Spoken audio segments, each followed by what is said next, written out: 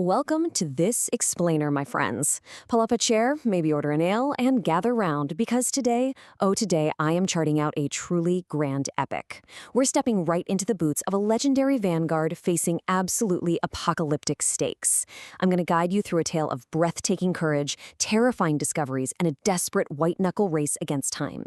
We are looking at a story where the fate of the entire world literally balances on the edge of a blade. Let's break down exactly how these heroes navigated the darkness.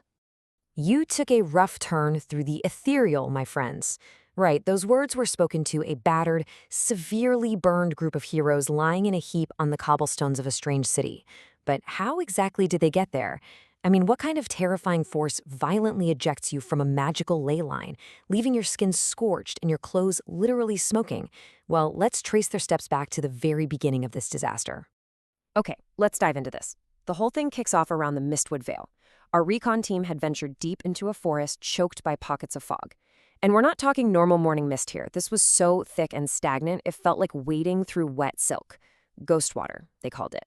Now, their ultimate goal, after discovering something truly horrifying, was to use a Wave Guild portal to jump all the way north to the city of Giva to warn the king.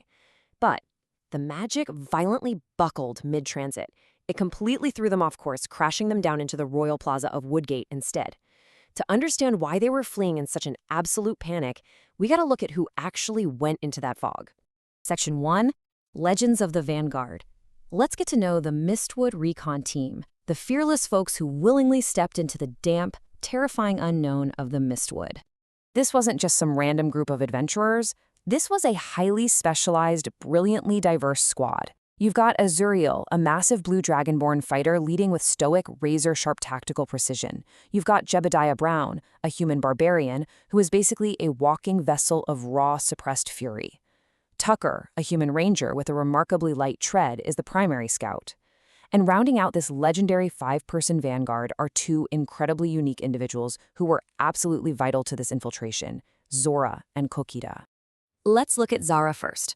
She actually started out as a spoiled high elf noble from Duskmere, but, when dragons attack and your entire city falls, things change. She was forced to flee, even tumbling into a crater alongside her companion Atanemis during the evacuation. The apocalypse basically acted like a forge for her, tempering this noble into a hardcore, world-saving wild magic sorcerer. She lost her home, and she just recently found out her beloved brother died heroically in the Sunspire catacombs. So, desperately seeking new purpose, she bravely volunteered to lead this incredibly dangerous infiltration. And then we have Kolkita, an avian swordsman who is essentially the sturdy keel of this entire ship. While others might bring chaos and drama, Kolkita brings rock-solid investigative reliability and logistics. Plus, because she speaks bird language, she actually communicates using pantomime and this incredibly cool glowing arcane skywriting. Imagine her just flicking her wrist, etching a burning ribbon of light in the air to warn everyone. Whispers ahead, unbound. It's brilliant. Her bird-like agility made her the absolute perfect scout to weave right through the blind spots of their enemies. Which brings us to Section 2. Into the Deep, a masterclass in tactical teamwork. Let's talk about the actual infiltration, because true legendary courage isn't always about screaming a battle cry and swinging swords. Sometimes courage is about absolute, silent discipline in the dark. And this brilliantly illustrates their flawless tactical synergy, which happened in 3 tense steps. First up, Kolkita and Tucker use their nimble movements to carve a safe path through the blind spots of those pale, hollow creatures known as whispers. This let the heavily armored Azuriel and massive Jebediah slip past without a sound. Step 2, the rough cave stone turns into runic brickwork, and they hit a magically sealed door.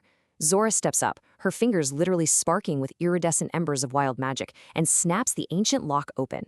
And finally, Step 3. Before that heavy stone slab can slam shut and trap them, Jebediah lunges forward, veins bulging in his forearms. He uses pure, raw barbarian strength to hold that immense weight aloft just long enough for all 5 of them to slip underneath. Flawless. Now for Section 3, the Lair of Gormak, the Eyes plot revealed. And let me tell you, this plot revealed itself as pure nightmare fuel. They emerge onto this narrow stone gallery overlooking a massive 3-story subterranean chamber. It reeks of hot copper wire, oil, and ozone. And down in a pit below them, surrounded by whirring gears, hovered the Eye of Gormak, a horrifying beholder. The recon team is forced to watch in absolute silent terror from their balcony as the beholder opens a magical aperture in the air. The portal shows their allies, the main party, trudging through a distant, snow-blind wilderness.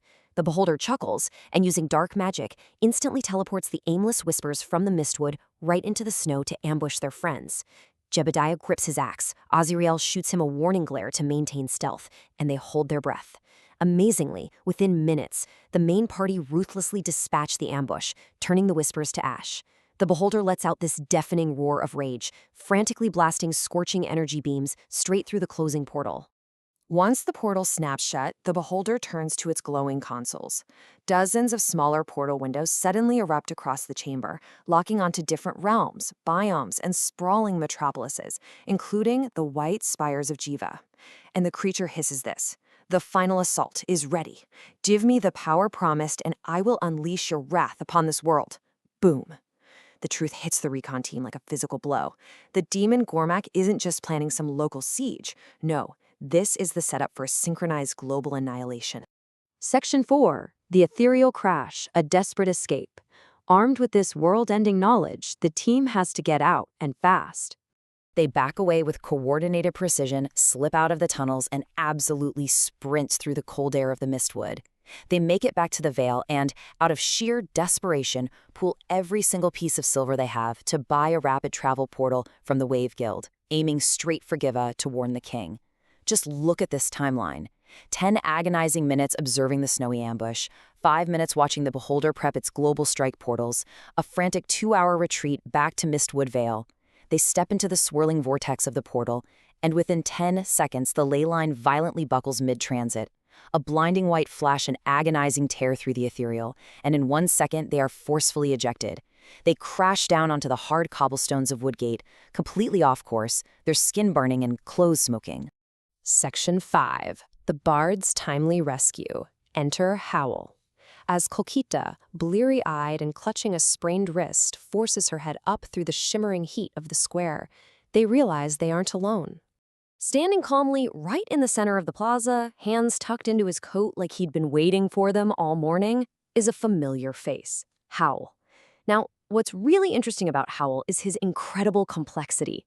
As a fellow traveling bard, I gotta say, I respect a guy who knows how to spin a yarn.